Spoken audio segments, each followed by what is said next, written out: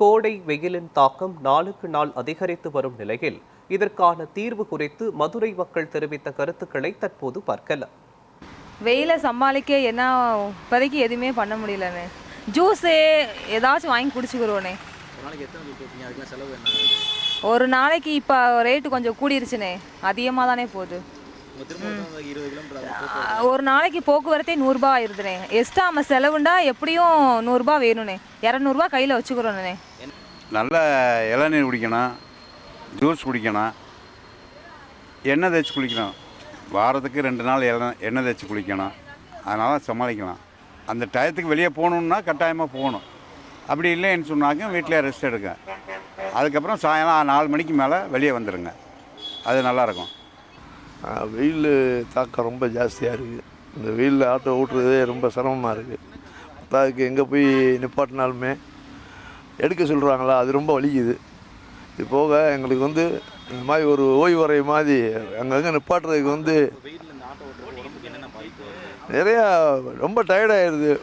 ஒரு 1000 ரூபாய்க்கு ஓட்டலான்னு வர்றது ஒரு 500 ரூபாயோட நம்ம பாஸ் ஆகி வீட்டுக்கு போகிறது தான் தோணுது எங்களுக்கு. வெளியே தான் ஜூஸ் வாங்கி குடிக்கிறோம். சம்பாதிக்கிற காசு ஜூஸுக்கே போயிடுது. தண்ணி நிறையா குடிக்கணும். அவங்க ஒரு நாளைக்கு சாதாரணமாக 2 லிட்டர் தண்ணி குடித்தா 4 லிட்டர் தண்ணியாவது குடித்தா தான் உடம்புல கொஞ்சம் சக்தியாவது இருக்கும். இல்லாட்டினா நைட்டு இந்த காலை பிடிச்சி இருக்கிறது இந்த மாதிரி ஒரு சம்பவங்கள்லாம் நிறையா நடக்கும். அதனால் தண்ணியை நிறையா குடித்தாங்கன்னா நல்லாயிருக்கும். அதாவது வெயிலுடைய தாக்கம் நாளுக்கு நாள் அதிகமாகிட்டு தான் இருக்குது. குறைஞ்ச மாதிரி தான் இல்லை, அதிகமாக கூடிய. இதுக்கு முதல் காரணம் நிறைய நெகிழி, அதாவது பிளாஸ்டிக் நிறையா நம்ம பயன்படுத்துகிறோம். பூமி தாய் எவ்வளோ என்ன தான் பண்ணும். எதுக்கு எடுத்தாலும் 100 கலாச்சாரம் ஆகி போச்சு. பூராமே நம்ம பூமியில் தான் போகிறோம். அதோடைய எதிரொலிப்பாக தான் வெயிலுடைய தாக்கத்தை நான் உணர்கிறேன். அதனால் மக்கள் என்ன பண்ணணும், நம்முடைய இயற்கையான அந்த துணிப்பை அதெல்லாம் பயன்படுத்தி இந்த நெகிழியை நாம் தான் கட்டுப்படுத்தணும். மக்கள் தான் அரசாங்கம். மக்கள் பார்த்து நம்ம தான் கட்டுப்படுத்தினா தான் அரசாங்கம் திருந்தும். மக்கள் நாம் விழிப்புணர்வோடு இருக்கணும். இப்போ வாரத்துக்கு ஒரு நாள் நம்ம எண்ணெய் தேய்ச்சி குளிக்கணும். அது நம்முடைய உடம்புல உள்ள 72,000 நாடி நரம்புகள் இருக்குது. இப்போ புத்துணர்ச்சி கொடுக்கக்கூடியது, உயிர் ஆற்றலை உள்ளிழுத்து கொள்ளக்கூடிய ஒரு ஆற்றல் கொண்டது. அதனால் காலையில் ஏர்லி மார்னிங் அதிகாலையில் எந்திரிக்கணும். எந்திரிச்சு நல்லா இந்த நேரம் இந்த மாதிரி கூழ் கம்மங்கூழ் சாப்பிடணும்.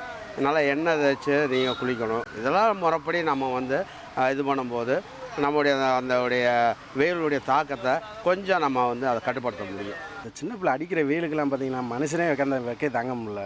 பச்சை குழந்தைய கை குழந்தைய இப்படி வச்சு அடிக்கிற வெயிலில் நீங்கள் வரீங்களே, உங்களுக்கு எதிர்ப்பு சக்தி தாங்கும். இந்த பச்சை குழந்தைகளுக்கு தாங்குமா? கொஞ்சமாச்சு சிந்திங்க. வீட்டில் வச்சு சின்ன பிள்ளைய வளருங்க. அதுவும் அந்த கை குழந்தையெல்லாம் மேக்ஸிமம் வெளியே கூட்டோட அவாய்ட் பண்ணிக்கோங்க. சின்ன பிள்ளைகளுக்கு எதிர்ப்பு சத்துன்றது ரொம்ப கம்மி. நம்ம கூட எதிர்ப்பு சத்துன்றது தாங்குவோம். சின்ன பிள்ளைக்கு எதிர்ப்பு சத்து கிடையாது. குளிர்ச்சியான ஐட்டமாக வாங்கி கொடுங்க. ஏசியில் அதிகமாக யூஸ் பண்ணாங்க சின்ன பிள்ளையில. இந்த வருஷம் வெயிலோட தாக்கம் ரொம்ப அதிகம்தான்.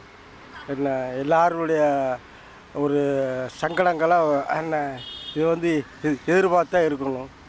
வயசானவங்களுக்கு இது தெம்பு கொஞ்சம் குறையும். வெயிலுடைய தாக்கம் வயசானவங்களுக்கு தெம்பை குறைக்கும்.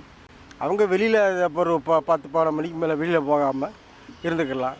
நல்லா மோர், தயிர், பழச்சாறுகள், தண்ணி பழம், ஆரஞ்சு பழம், திராட்சை பழம், மாதுளம்பழம், இந்த தண்ணி ஆகாரங்கள்லாம் நிறையா சாப்பிட்டிங்கன்னா உங்களுக்கு இழந்த எனர்ஜியை டக்குன்னு குளுக்கோஸ் மாதிரி ஏற்றிக்கிறோம். ஏன்னா வெயிலுக்கு இதெல்லாம் கொஞ்சம் பாதுகாப்பு கொடுக்கும். ஏன்னா லிக்விட் ஆகாரம் நல்லா சாப்பிடுங்க. காரத்தை கொஞ்சம் குறைச்சிக்குங்க. அது ரொம்ப மிக முக்கியம். வெயிலுக்கு காரம் இருந்தால் வயிற்றுக்கு அல்சரு மற்ற பிரச்சனைலாம் வரும். காய்கறிகள், கீரைகள் நல்லா சாப்பிட்டாலும் இந்த நோய் எதிர்ப்பு சக்தி நல்லா கொடுக்கும். இந்த ஒரு 3 மாதத்துக்கு நல்லா சாப்பிடுங்க. எல்லாத்துக்கும் எல்லா ஜென்ரேஷனுக்கும் நல்லது. 5 வயசுலேருந்து 60 வயசுக்காரங்களுக்கு இதை கடைப்பிடிக்கிறது நல்லது. வசதி உள்ளவங்க மாதுளம்பழம் சாப்பிட்லாம், ஆப்பிள் சாப்பிட்லாம். வசதி இல்லாதவங்க ஒரு வெள்ளரிக்காயை சாப்பிட்டாலே போதும்.